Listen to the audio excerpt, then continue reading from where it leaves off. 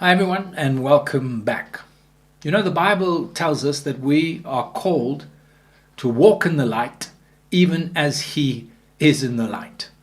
And one of the physical aspects of walking in the light is that you see things, as opposed to walking in darkness. There's nothing worse than being in a strange environment and it's dark and there's no light and you just don't know what's out there. You'll find out soon enough. But if we walk in the light, things are clear. We can see where we are, where we need to go. So as a Christian, there should be nothing that comes our way that we did not expect. Why? Because we're in the light. 1 John 3, he says, "Do not be surprised, brethren, if the world hates you." So I know that if I'm going to be a Christian, I'm going to be persecuted by the world. I'm going to be hated by the world. So people who are not born again, they're going to give me a hard time. They're going to be rude. They're going to be antagonistic or hostile. Why am I surprised? I'm already warned.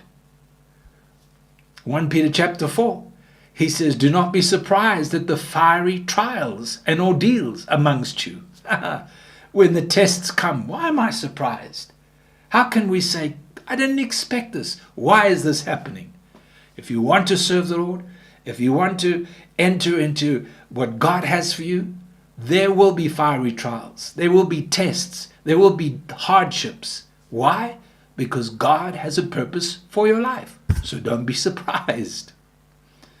1 Peter chapter 5, he says, "You yourselves know well that the day of the Lord will come as a thief in the night." So we know that Jesus is coming back for his church. There's no need to be fearful. There's no need to be caught unawares, because we can be prepared in our hearts. So I think that many Christians are surprised when things happen, because somehow, somewhere, you've taken your eyes off the Lord and you've put your eyes on people. You've put your eyes on circumstance. You've put your eyes on different events. You are in for a surprise. We need to keep our eyes on the Lord.